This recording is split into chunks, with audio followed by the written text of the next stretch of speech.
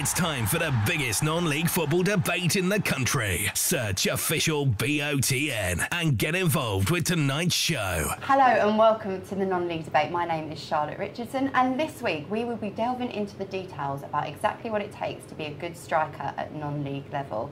I'm delighted to be joined by Jody Brown, Frank Wilson, and our special guest this week, Aldershot Town's Reece Brown. Gents, to kick us off, what are the top attributes required to be a good striker in the non-league game? Starting with yourself, Jody. I think you need a collection of a number of attributes. I don't think you'll be a top striker with only one or two attributes. So I would probably say the ability to play with both feet, intelligent movement, the ability to play back to goal, shoot with both feet, have a good instinct, recognise where you can hurt the opposition. There's lots and lots of them. Hard to sort of just label one or two. Perhaps Frank will have others to add. Yeah, definitely. I think that maybe more specific to teams that I've managed and players that I've worked with. Part of the modern game, I think an adaptation to different positions. I think that's quite important for strikers nowadays, because I think that quite often as managers and coaches we like to change the format of a team. I think that seeing natural number 9s and number 10s being able to adapt themselves and play differently. And two key attributes for me would be the ability to be unselfish, and that's important. I think we all like strikers to take chances and to wear their cape selfishly at times in front of goal, but I think that for me I like strikers to know when to pass and when to make those decisions.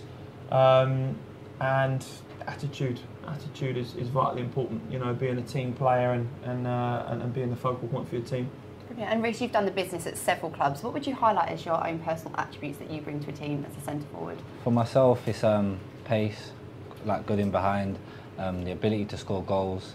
I've worked on other things like good in the air, and just my mindset, just stay strong-minded, and those are the key ones really that will just take you further than you need to go.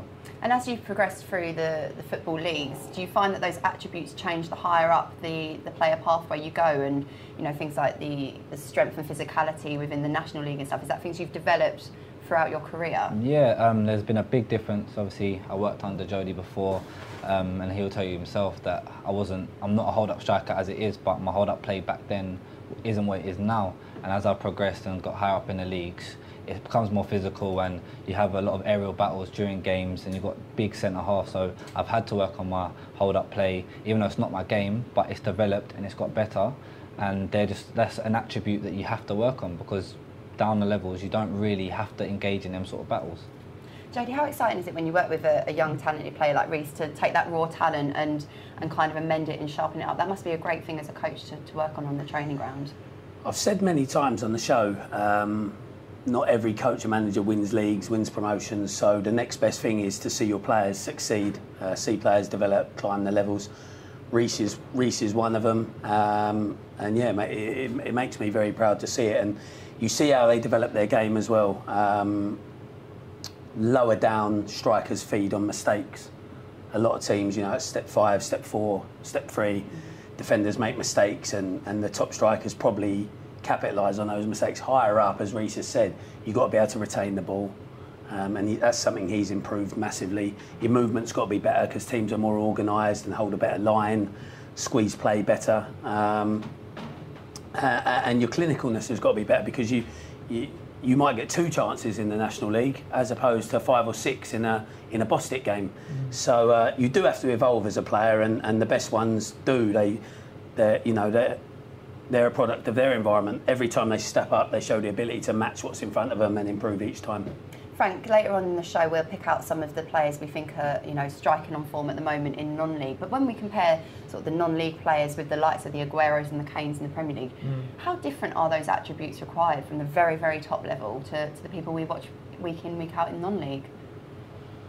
I mean, obviously at the top level, professional full-time footballers, they've got the benefit of being able to train every day. You know, and Reece has alluded to some of his own tools as a centre forward that he's sharpened in terms of areas of his game that he's improved, and that comes with training and regularity of playing. I I'm a bit old school in some ways of thinking. I still quite like players, and I used to say to players in our environment to sort of, I used to ask players who their favourite player was in their position. And I used to talk to centre forwards about players that they watch. You know, which players do you aspire to be? You know, who's your favourite team? Who's your favourite player? You know, what do you watch videotape of them? You know, who do you like to learn from? And you get a variety of answers, you know, but obviously some of the top centre forwards, Aguero and people that have been at the top of their game, the pinnacle of their game, you know, at the top level, are very, very often on the list of players that they want to be at non-league level. And sometimes that helps the psychology of players. I think that if you give them a visualisation of someone that they want to try and aspire to be, it can help, and you can see some similarities in terms of the types of players that non-league players become. Reece, let's ask you a similar question then. So in your career so far, are there any teammates that have had a real influence on you or put an arm around the shoulder that has really helped you develop your game? Yeah, I've had quite a few. When I was coming up at Waterstone, I had Peter Dean and Chris Moore. Obviously Chris Moore was at Dagenham, had a good career. Scott McLeish, who had a very good Football League career, they put their arm around me when I was 18, and I was in the same team as Glenn. So then when I moved on to Haybridge, same again, he put his arm around me there. And I think as I stepped up a bit higher, there wasn't really that, because I was then a bit more of an experienced player in those teams. So I went to Braintree and I was one of the eldest in that team. So when I was younger, definitely, massively, mainly at Waterstone, because I had a lot of experienced strikers who would guide me in a game, even though sometimes they say, "Oh, do my running for me," but it's a part of it as a young player. But yeah, I had a lot of people around that time that put me under their wing and showed me the ropes. And Jody, as you mentioned earlier, you get as much satisfaction from winning a football game as you do from seeing the likes of Reece and others that you've coached progress. Do you think it's something that can be coached into a player of a lower ability to gain those skills and those attributes? And is non-league a good breeding ground for strikers to then have careers in the Football League? Well, non-league's a great breeding ground. So many front players are coming through that system now. Is it coachable? I think you create a good environment for a player with the tools, and they sink or swim, and some of them develop and evolve quicker than others. And yeah, there is some coaching. You know, you can help players with their movement to be a bit more intelligent. You can sort of put repetition into people so they get better on their weaker side and things like that. But I think a lot of being a striker is a natural attribute. You know, with Reece being a guest, you know, I'll use Reece as an example. A lot of his goals are just instinctive goals, where he should never beat centre halves. He gets across people much bigger than him, much stronger than him, and scores little near post headers. And he runs off the back of people and creates mistakes in defenders, all for his own instinct. And that's not really coachable. That's something that's inside strikers, and you see it in the best ones. So yeah, to a degree it's coachable, but I think a lot of it is instinctive. Reece, do you think that kind of background and foundation within the non-league game has equipped you to move forward, and now obviously battling in the National League and aspirations probably to even go further? Yeah, 100%. I've always played like non-league. I've not been in the academy system, so I've always played grassroots football. And I think for myself, it brings a different kind of character in you. If you've always played it and you've always been in that environment, you pick up different traits and you pick up a different hunger and desire for it. So when you do make the steps up, you're hungrier and your desires more than people that have been in it for years or people that drop out from the Football League. So for me, I think that it's massive. So for me, if I carry on, my hunger and desire is only going to keep going. I'm at a level that I feel that I should be at, but I feel that I need to keep climbing, and it's not going to stop. Without being a cliche, look at Jamie Vardy. He works harder than any other Premier League striker, and I think that is a result of what Reece has just said, the hunger of coming through non-league. He's never going to take it for granted. He's always going to work hard for what he's got. And you have got a few of them. You've got Andre Gray, you've got Charlie Austin. There is a big breed of strikers, not even just players that have come from non-league, that have had non-league careers, that are now in the Premier League Championship. And I think it's down to their hunger and desire to get there, rather than them being in the academy from a young age. It's really interesting because we do see a lot of programmes and different schemes taking kind of academy dropouts and putting them back into non-league football, almost as a reinvigoration and putting them back on the path to success again. Frank, is that something that you think the guys have nailed on there as a real attribute of non-league strikers? Is that hunger, which therefore does create those Jamie Vardy fairy tale stories, because it's not necessarily something that in a more forensic professional academy they necessarily need to do as much? Yeah, definitely. I just think that the environments are so vastly different. I think that professional football, non-league football in their own environments are different, and they are breeding grounds and create just different situations. And I think that Reece and the examples like Reece and some of the top professionals that we've just named that have come from non-league football, Jamie Vardy and the likes, I don't think that you get to those heights and reach those higher levels without a good attitude. And I think that the attributes that we're discussing tonight and some of the traits that non-league football certainly teaches you, like hard work and work ethic, I think that all circulates around the attitude of players. And I think that some of the ones that we've named tonight especially, and Reece in this example, are players that have just demonstrated a consistently good attitude. And that's what's enabled managers from higher up the tiers to pick them and to give them an opportunity. And Jody, you've had experience working within academies and within youth football as well. Do you think the attitudes changed slightly because of, I'll repeat his name again, Jamie Vardy, and the whole fairy tale and the media circus that goes around it now? There's no harm in picking up non-league talent anymore, whereas perhaps in the past, do you think it might have been a bit of a neglected talent pool? I'm not sure on the statistics. Obviously, there's Les Ferdinand, Ian Wright came out of non-league, so there's lots of top strikers have come out of non-league. It does seem that there's a lot more players making that jump now. I always think it's down to social media and the exposure that the players are getting, but clubs are more open to it for sure, and I think it's as a result of like that sheep mentality, seeing a few major successes at the very top, they want to find the next one. But I do think there's an element of players being overcoached, and I think in academies you get coached to the maximum. Coached where to stand, coached where to move, coached which foot to receive the ball on, coached where to move when the ball's outside of the pitch, where to move when the ball's outside of the pitch. And I think it's important with strikers not to overcoach them, because like I said right at the start of the show, it's an instinct. You listen to Gary Lineker on Match of the Day when he talks about it. It's all about instinct, just getting between players in the 6-yard box, not the coach telling you which foot to receive the ball on, where to check your shoulder, just about instinct and desire to get in dangerous areas. And the best strikers do that. Yes, you've got to have ability to go to the very top, but I think hunger, desire, instinct is a massive attribute for a front player. Brilliant. Okay, well, let's talking about best strikers then. Who would you guys pick out as the best non-league strikers you've seen over the past season? Potentially start with you, Frank. I think from my exposure at the Bostik Premier Division last season, I thought that Staines Town had two excellent centre forwards in Mo Betts and Elliot Buchanan.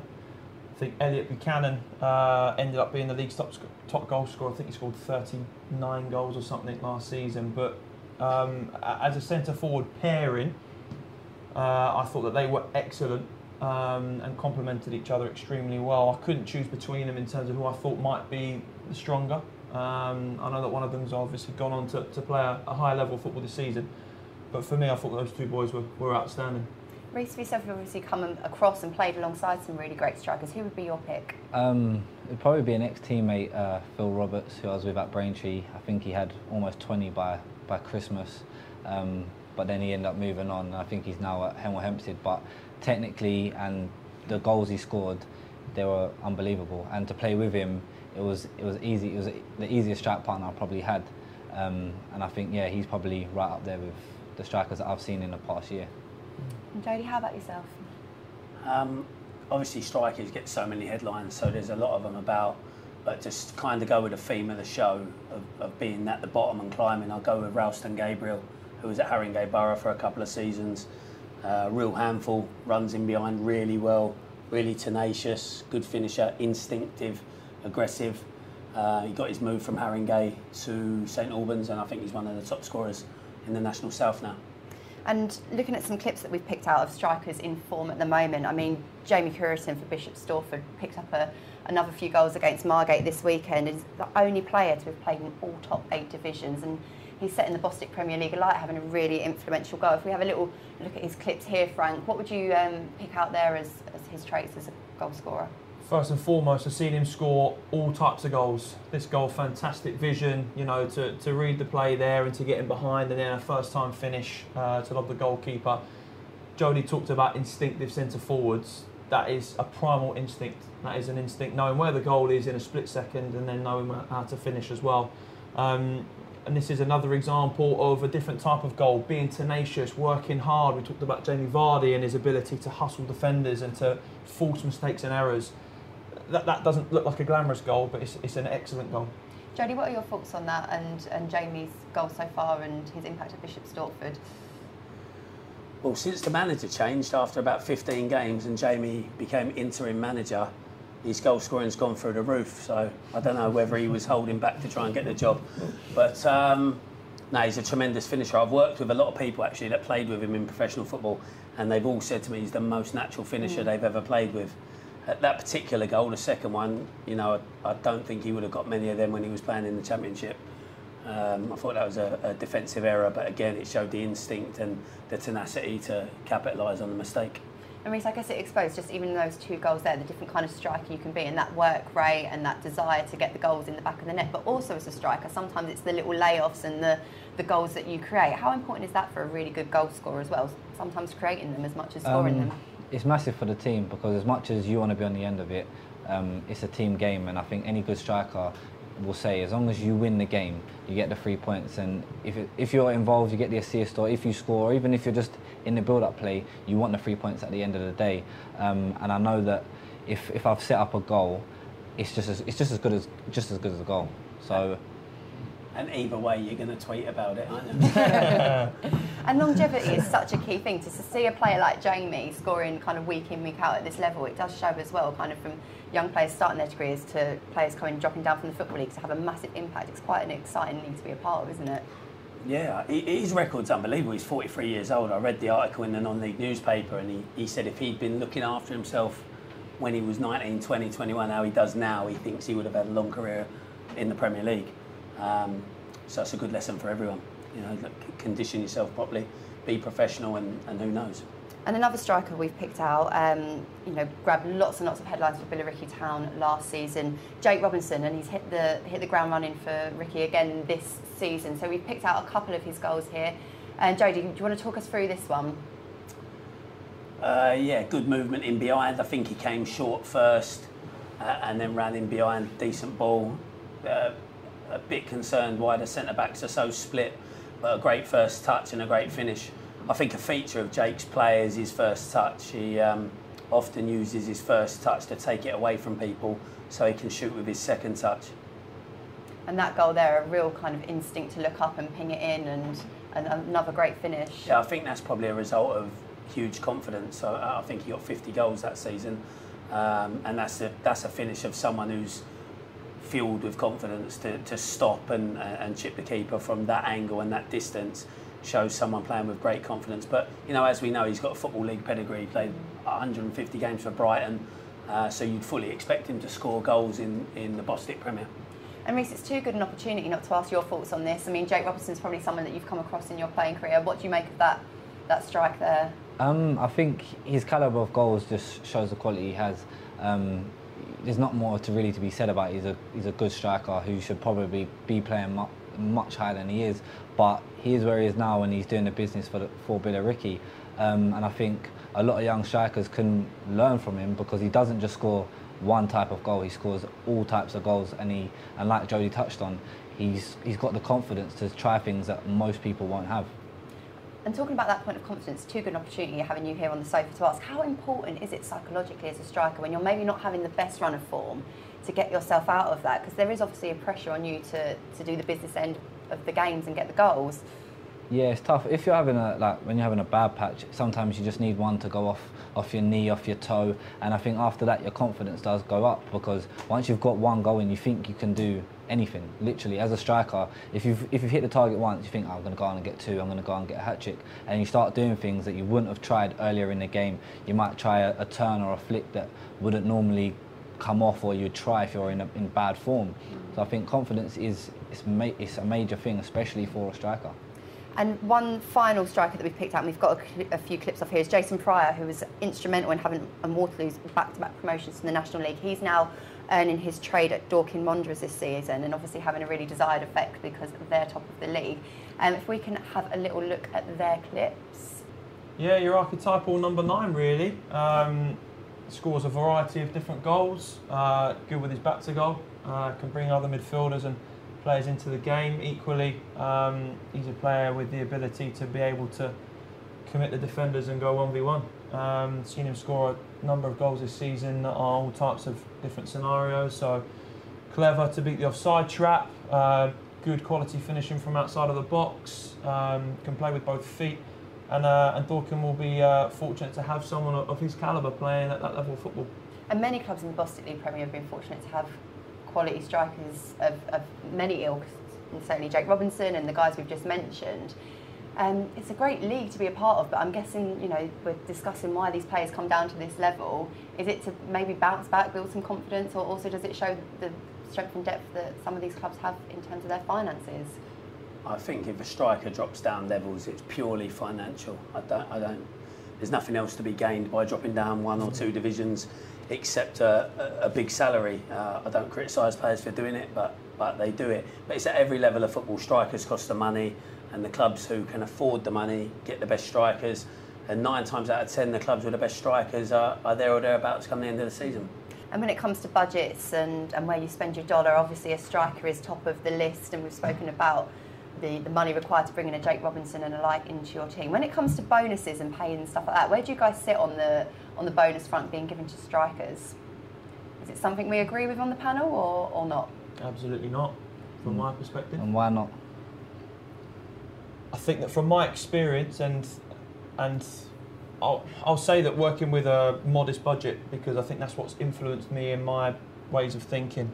And I think that when you're working as a manager, or you're working within the structure of a team that has a modest budget, you have to try and exercise that budget in the right way. And certainly in the situations that I've been in, we've never been able to accommodate or to reward a player, whether it be a centre forward or a defender or a goalkeeper, with a bonus according to what they provide the team for. But I'd probably go one step further than that and negate myself by saying that I just don't agree with it generally. I think that football is a team game, and I'm sure that obviously Reece will disagree with me, and rightly so, and I understand everybody's reasoning behind it, but I've just never been one that believed in rewarding someone for something that they're picked in an 11-man team to do. But you also have other positions, so you might have your goalkeeper who is wants a clean sheet bonus, or your centre halves who want a clean sheet bonus as well. And for me, I think it's an incentive to win.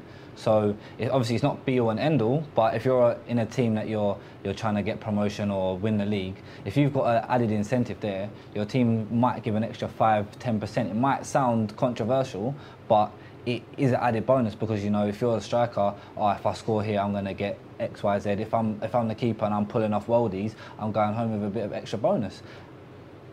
I think you have to know your personalities. I think that's the important thing with a bonus scheme. If you give a goal bonus to an extremely selfish person, they could start making bad decisions in order to get their bonus. But I think if you know your players and you recruit well, then the goal bonus is fine, because you'll recruit selfless people, you'll recruit people that have a collective goal as opposed to individual goals. And the bonus scheme, as Reece says, will just be an extra incentive to try and add 1, 2, 3% to the overall objective, and hopefully achieve your goals as a team. And we've talked about strikers obviously in form and all the attributes that they do have. In your experience, can you pick out an example when it's not been working so well with a striker, and attributes that you've had to manage potentially out of them or coach out of them to get them into your team? Oh, loads. Loads. When you're in a struggling team, you need different type of strikers. So when you're in relegation battles, you need people that can work very hard without the ball. People that can make something out of nothing. people that got strong enough characters to go weeks and weeks and weeks without scoring goals, but come up at the vital time with the important goals that are going to keep you in the league. And then when you're at a top team, a team that's at the top end of the league, you need to be able to retain the ball, because generally when you're at the top, you're a side that will have a lot of possession, and your forwards need to be able to bring other people into play, be able to manage possession as well as score goals. But yeah, I think depending where you are in the league, depending what level you are, the attributes are different and differing at different times of the season. So yeah, sometimes you have to take someone out of the team because they're not ideally suited to that situation. As I said earlier, to try and coach a player like Reece to become a big number 9 back to goal, it's almost an impossible job. Same as coaching Luke Callender, who scored against Margate on Saturday, to suddenly get him as a striker that's running channels and beating people on the floor. It's hard to coach players the complete opposite to their instincts. So I think you have to pick the right players for the right situations. In fact, we've always kind of split in the striker genre into subsections there. When you're building a squad and you're looking at signing, a handful of strikers to be part of your squad for a 36-game season, what type of striker do you want to bring in first? Is it that player that holds up the ball? Is it that one that's going to run for you tirelessly? What's first on the wish list? You've got to be honest and say that goal scoring ability has got to be on there. I think that if you're working from a not a blank template, but if you're looking to build a team in the summer, I think that if you've got not the hand-picked choices, but if you can afford and allow yourself to pick from different types of players, then I think that first and foremost, and I don't think these two gents next to me would disagree, that you've got to pick someone that's got a proven track record of scoring goals at a level of football that would be good enough at the level that you're playing. And Reece, obviously you've just made this amazing move to Aldershot. Congratulations. Can you tell us a little bit about how the move came about? Well, as far as I know, you've got to go all the way to the start. All the way to the start. All the way to the start. Let's rewind. So you came to Haybridge. So start from all the way back there, yeah? When Jody became involved. Get your move, yeah? I joined Haybridge with Jody, had a call from Glenn in the summer. He asked me if I fancied coming over, and I was like, yeah, I fancied it. I said, yeah, I'll come over. Went down there. I think it was one pre-season game, and then Jody said, look, I'm interested, I'd like you to sign. End up signing, and then from there I developed my game and I scored 26 in that season. We fought relegation on the last day, and then from there I had a little interest from teams higher up the pyramid. Came back to pre-season with Haybridge, had an unbelievable pre-season, scored I think 9 it was. And then throughout that time, Braintree were interested. So I took the step up to Braintree, but I broke my cheekbone on the first game of the season for Jody at Haybridge, which we won. So I was out for 6 to 8 weeks. It was tough coming back. Came back, had to play reserves for a while, scored some goals. Went on loan to Kingstonian for just over a month, scored a few goals there. Came back around December, was in the team consistently for a while, scoring, and then towards the end of the season was a bit in and out. Then I started scoring again, and we come to the playoff final, scored the goal to equalise. We went to penalties, which we won. Done pre-season with Braintree, started off in and out, then I literally just went on a run and I scored, I think, literally every game for quite a few games. There was more interest from other full-time clubs, and Aldershot being one of them. And then, yeah, literally had a chat with my family and close friends, and it was the best move for me, like for my family, for my career, and yeah, went to sign for Aldershot. And Jody, obviously listening there to Reece, it's so interesting and eye-opening, even in that kind of minute-long account there, the on and off and the tough resilience you have to have. Obviously that's a case across all footballers, but particularly for a striker, that resilience and that nerve to dust yourself down and come back again. It must make you very proud to hear that. Yeah, it takes us right back to the start of what we said, the attributes of a striker. And when I was listening, that was the word coming into my mind. How many times he's dropped out of the team and stuck at it, got back in the team. And having worked with him, I would say his outstanding attribute is his work ethic, his attitude, his team ethic. Obviously he's a good finisher, obviously he can do that, but the things that separate him from other players at the level is that he gives absolutely everything and he finds a way to get the job done, and it's highlighted there. He comes out of the side, he goes on loan. The loan period didn't actually go that great, did it? But he come back to Braintree, forced himself into the team, ends up scoring the goal that gets him into the National League. I think it's a great story, and having been involved in it in little spells, to see his resilience and his desire to keep trying to climb, it is very impressive, and that's why I say it's one of the most important attributes for a front player. So obviously the theme of today's debate has been strikers. Let's have a little look at the National League's top scorers. Anyone catching your eye there? Anyone you've seen out and about on your travels that's impressed so far? Seen most of them. Macaulay Bonne was a really promising young player at Colchester United, in and out of the first team for a while. Never really made the number 9 shirt his own, got the move to Leyton Orient, and he's just been prolific ever since, and I'd be very surprised if he doesn't get a big move at some point in his career. Rooney dropped down from the Scottish Premier League, so you'd expect him to be scoring goals. Danny Rowe's been prolific for quite a long time now at Fylde. But the one I like there is Paul McCullum at Eastleigh. I think he's an all-round number 9. He can run in behind, he can play back to goal, he can score headers, and I think he's one to watch. Yourself, Frank, who's starting there for you?